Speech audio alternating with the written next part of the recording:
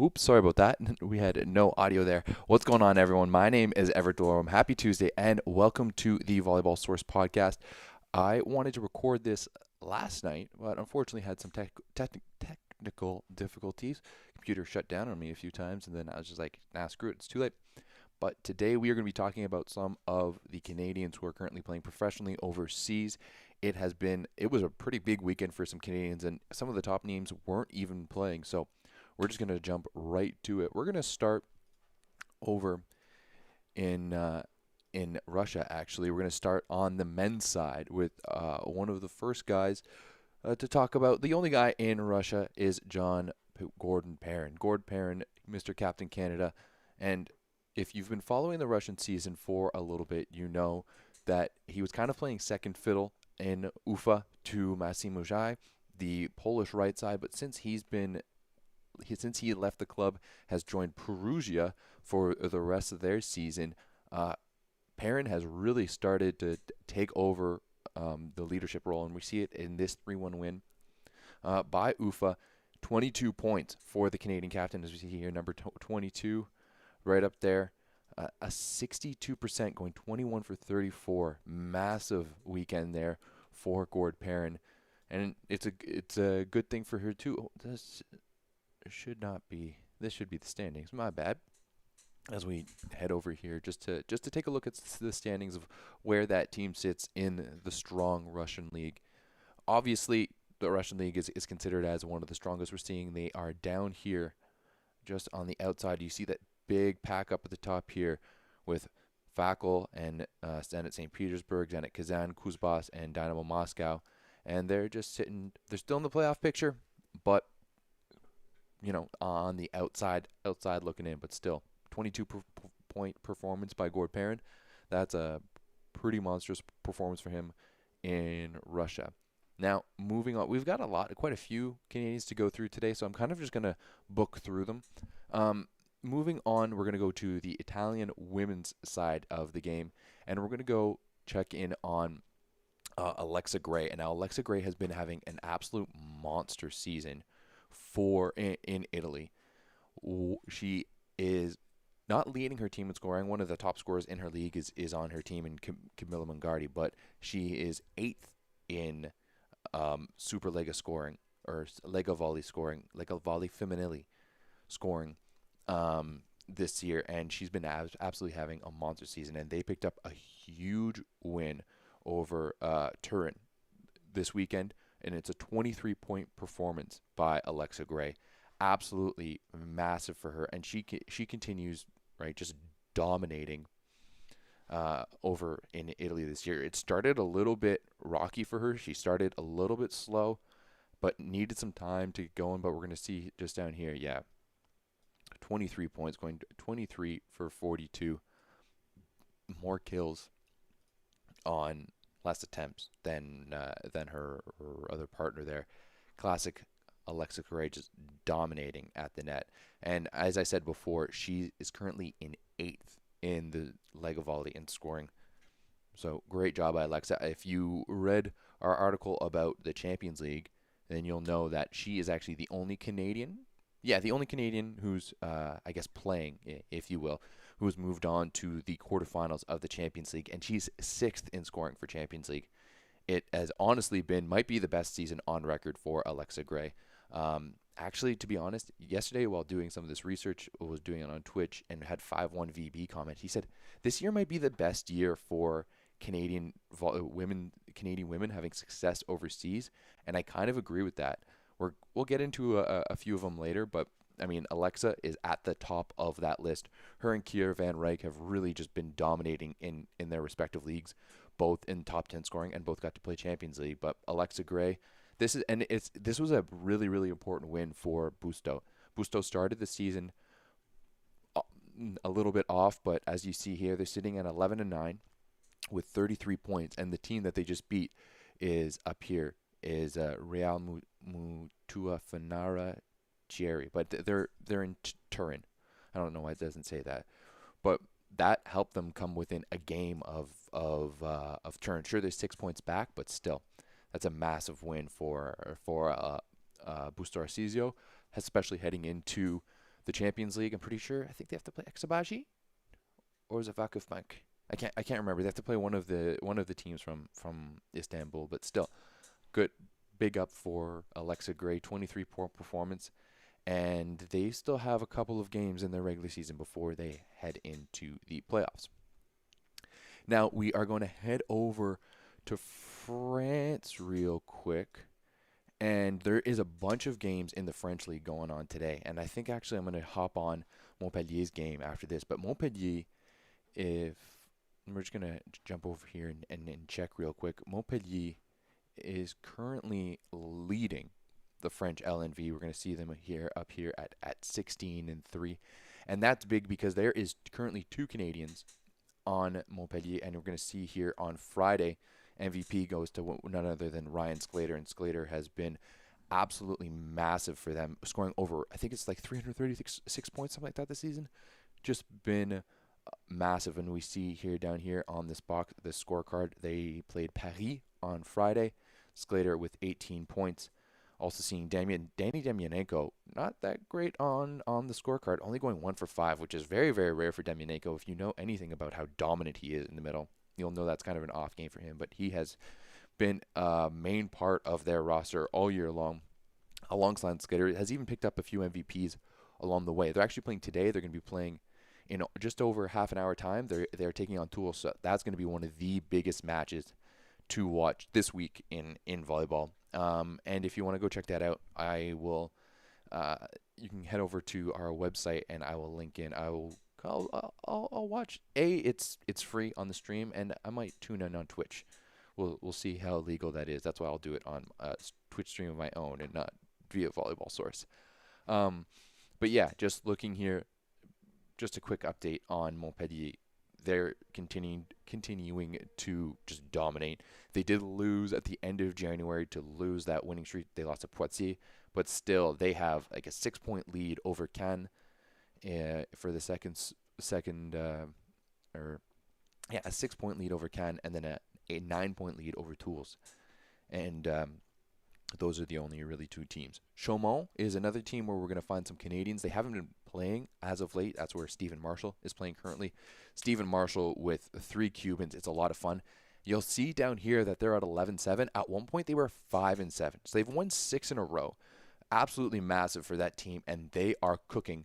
The Cuban right side, Hernandez, is currently leading the LNV in scoring. And I mean, Stephen Marshall, as you can expect, if you know anything about Stephen Marshall, you know that A, he's got insane ball control, and B, he's slick. So you knew that with those 3 Cubans and Marshall, it was just going to take a little bit of time. Plus the fact that entire team got ravaged by COVID-19. Literally the entire team was out. So they took some time. They needed to get into it, and now they are cooking. Winners of 6 straight. They're also going to be playing later on today at 1 p.m. Eastern Time, 10 a.m. Pacific Time. I believe that conversion is pretty good. Against Paris, we just saw that Montpellier beat Paris on Friday. It should be another win. It should be 7 in a row. We're going to check in on that one as well with the stream. Another game that is actually started right now is going to be Chamalières against Le Canet. Chamalières picked up a big 3-2 win over Paris Saint-Cloud, and we'll see here, right here, Canadian Lane Van Buskirk picking up the MVP. Big shout out to Van Buskirk. She actually started on the bench for the Chamalières. You're seeing down here, didn't even appear until midway through the second set, but ended with 6 blocks, and 2 of those blocks were right at the end of the match. That's probably why she picked up that MVP. Another Canadian also appearing in this match, however. See down here, Mrs. Captain Canada, Kyla Ritchie with 14 points for PSC, going 12 for 29. Didn't really get into that match as we see into the third set. So they are going to be playing at noon today. Are going to be playing the Béziers Angels, and Béziers is 15-2, one of the top teams in the LNV Féminin. So that's going to be a big match for PSC, as we're seeing down here. Chamalières, they're on the outside looking in of the playoff picture, but their 19 points is only 4 points behind Terreville Florence. Jeez, my French is rusty. They're only 4 points away from a playoff spot. So if that getting the 5-set win over PSC on the weekend was massive because it kept them in the hunt and got them a little bit closer. So maybe they can pull out something big against Lekene, although it's going to be tough. Lekene, as you see up here, one of the top teams in the league, sitting at 10-6. But still, big ups, as I said, to Lane Van Busker for picking up that MVP. And if you wanted to check out those matches, you can head over to our website at volleyballsource.ca. I've got links there for the French League matches today, and they're all free. All you need to do is sign up, and you can watch. Moving on, we are going to move on to the German Bundesliga, and there is plenty of Canadians on the men's and the women's side. Just looking here at the standings, Dresden, Stuttgart, Schwerin, Vilsbiburg, that's where we find our first Canadian, Danielle Brisebois. And I know Jasmine White was supposed to be on this roster. She started there. I just haven't seen her, whether been watching some of the live streams or been looking at that. She's not even on the game sheet, so I'm not entirely sure, but we'll just jump into it.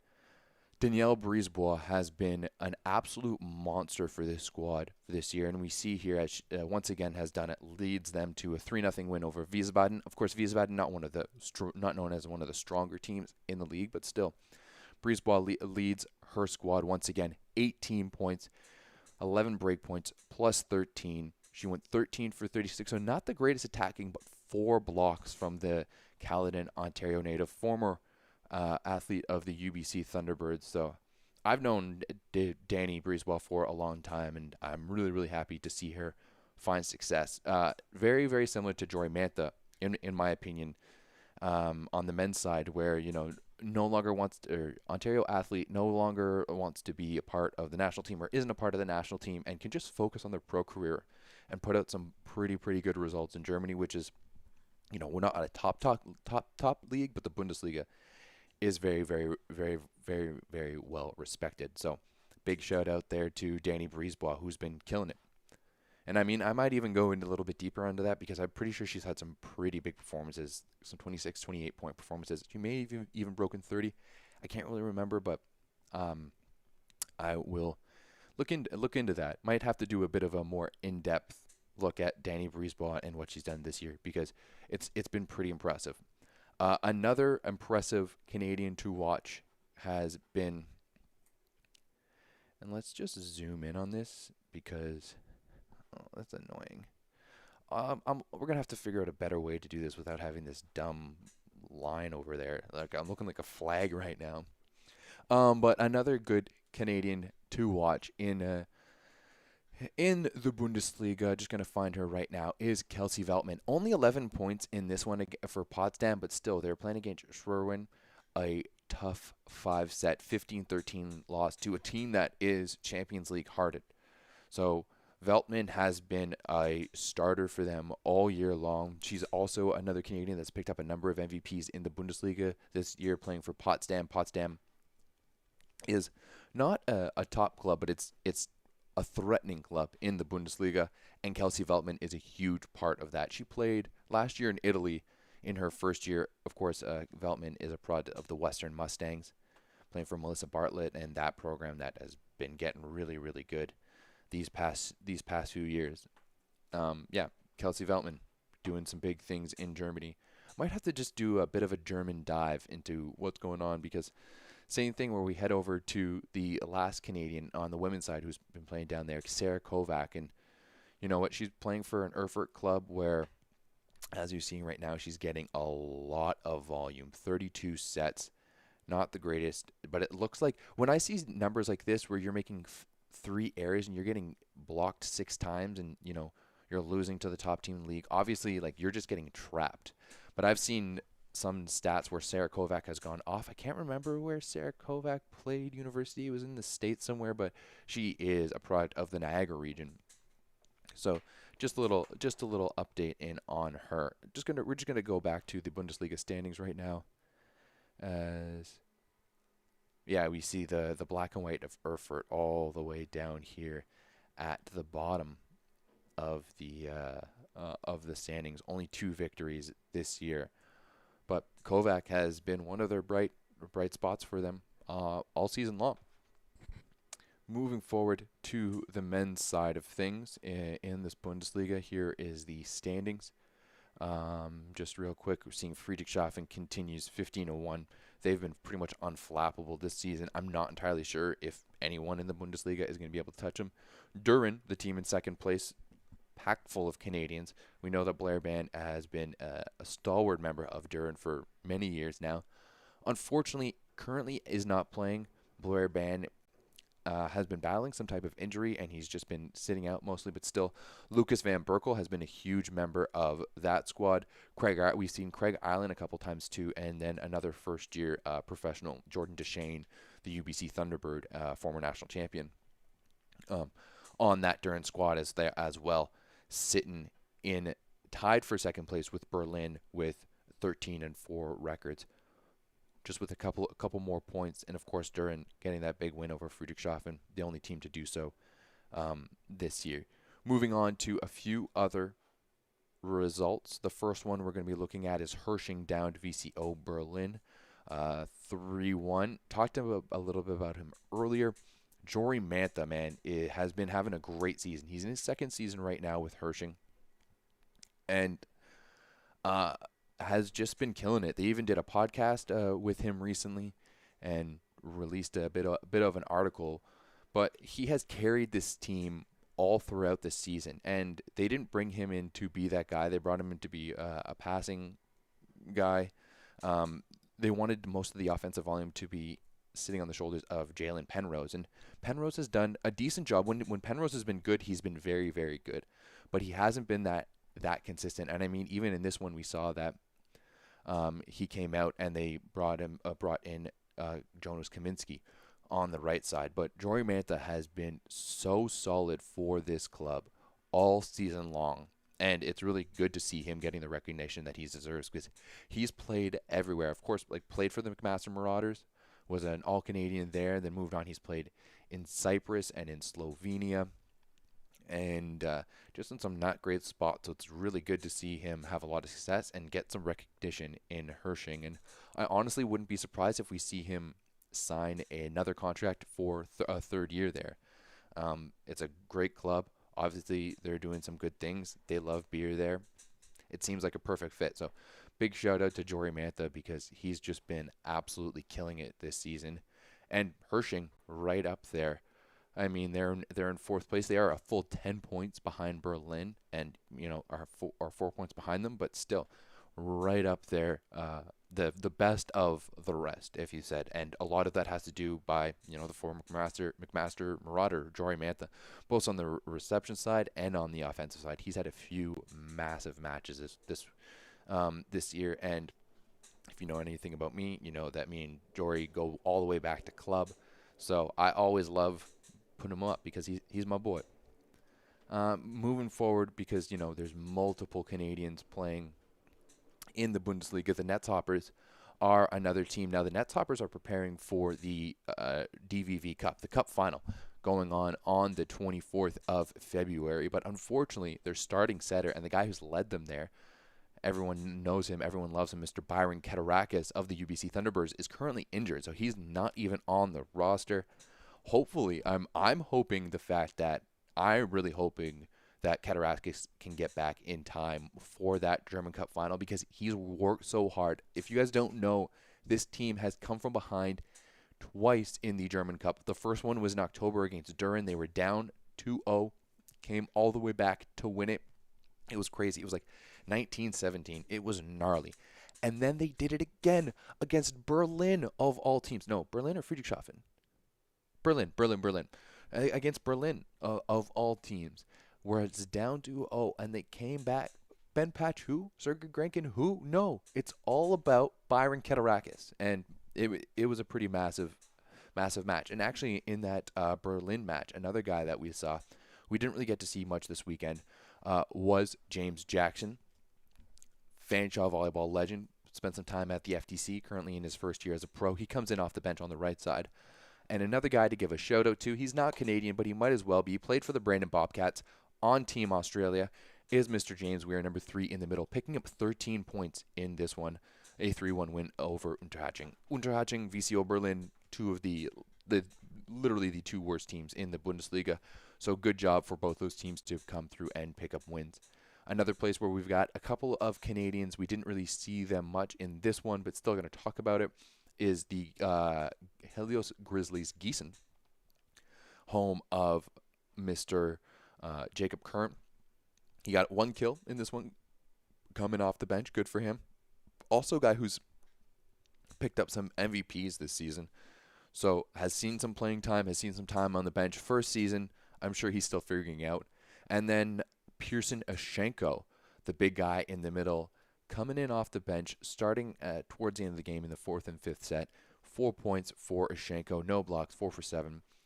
Has done a pretty good job all season long, and he seems to be a fan favorite as well for the Helios Grizzlies Gießen. We're just going to go back to the standings real quick, just to take a look at them. I believe it's top 8 that make it. Man, it's crazy that Bull was like, at the beginning of the season, Bull was the top team. At one point, they were literally ranked first in the Bundesliga. Yeah, right at the beginning, 1, 2, 3, 4, 5. They spent 5 weeks at number 1 and have absolutely plummeted. And the only teams that they're above right now are the two doormats in VCO Berlin and Unterhaching, who are really only beating up on each other.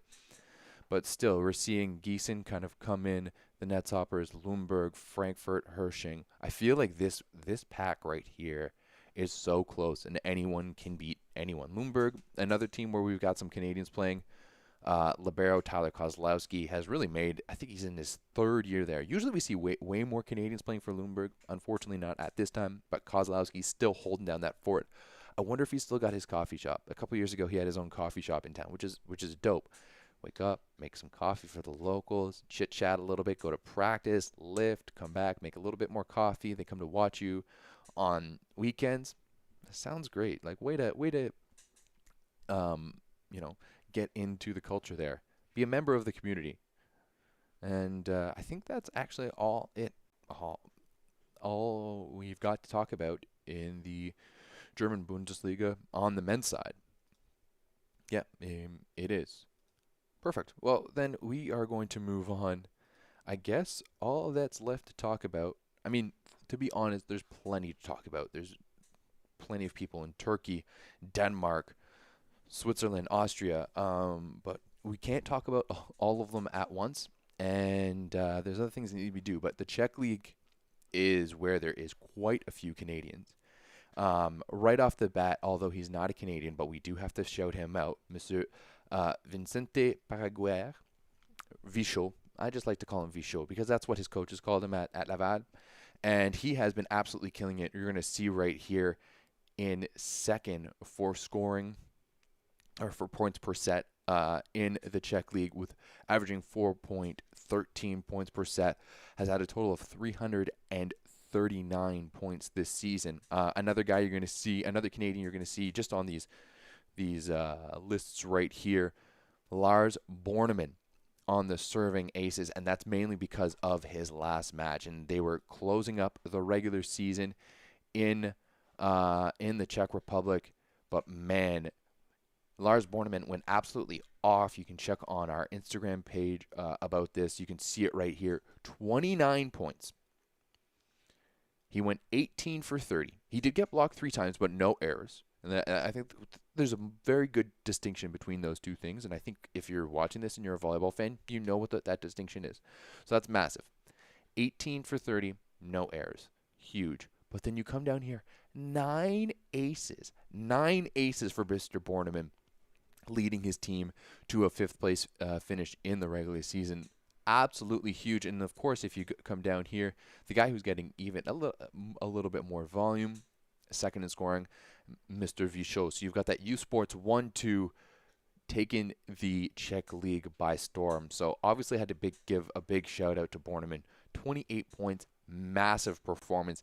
That's a huge amount of momentum heading into the playoffs for him. But that's not where the Canadian aspect of the Czech League ends, because we're going to see another Canadian right here playing for Odolena Aero. Odolena Voda Aero. They picked up a 3-0 win over Kladno this week, going down here, and that is Mr. Warren Taylor. Warren Taylor, a product of the Ottawa Mavericks Volleyball Club, played for the Nipissing Lakers, spent a little bit of time with the FISU team. I think he actually went to a FISU games and represented Canada. Not looking great, like 4 for 6, doing what he can. 4 for 6 and a block, 7 points in total, but he has been a key member of this Odolena squad all season long, moving forward in the Czech League to the next game. As 5-1 VB keeps on making fun of me, this is the most that anyone's ever talked about the Czech League, and it's hey, because we've got a bunch of Canadians who are not only playing in it, but thriving in it, because when we move on to České Budějovice, I'm hoping I'm pronouncing that right, probably not, we see that one of their leaders is none other than the Red Rocket, Mr. Casey Schouten. 12 for 17 on the weekend, 71%.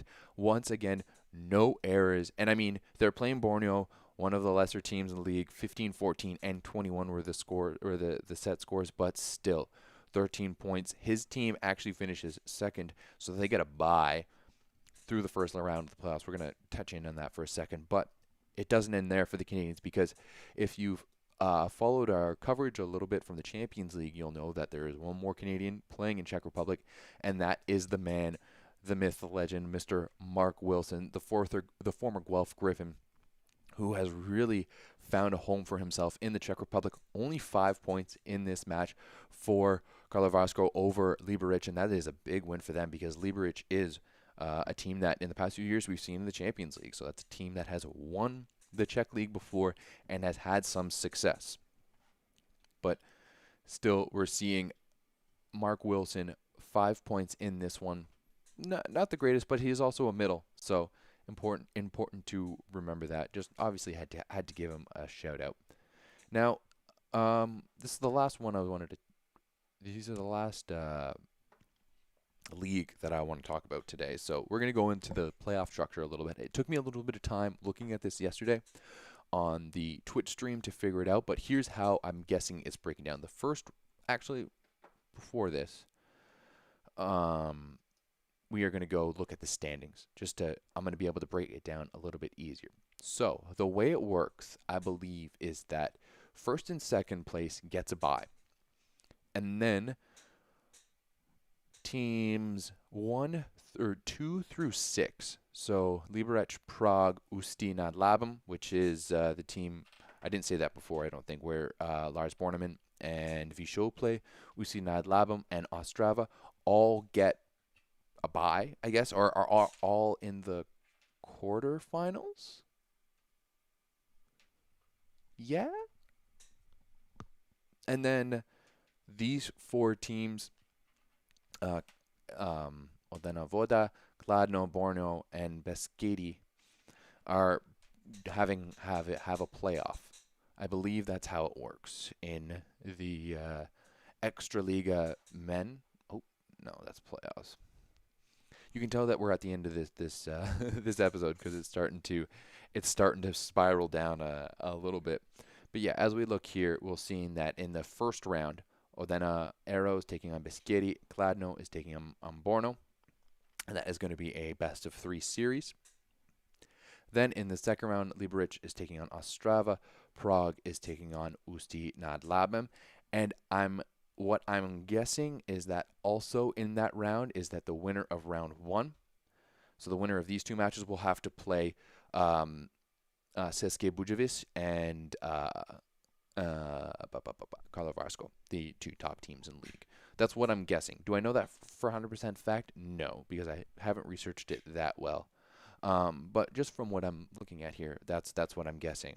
And actually, it's actually pretty easy to watch the Czech League. So we're going to be watching a lot of Czech League this year. If you don't like it, Dan McNeely, you can suck it. And because it kicks off in a week's time. The first game we've got 9 days. It's the 16th today. It doesn't start till the 25th. So not this upcoming weekend, but the next weekend, we're going to start to dive into some Czech League playoff volleyball, because why not? What else are we going to do? It's a pandemic, right? Okay, well, I think that is going to be it for today. Thank you very much for tuning in. gonna want to do more of these Canadian updates just to keep you on track. I mean, there's plenty going on. We've also got the Italian League men's playoffs starting this weekend. Yeah, plenty of stuff going on. If you want to watch some great volleyball right now, head over to volleyballsource.ca. You can check out all of our links to find the French League. That's going to be our main focus today. And I might be doing a bit of a live stream too for the Tools game that starts in about 12 minutes. So thank you very much. Thank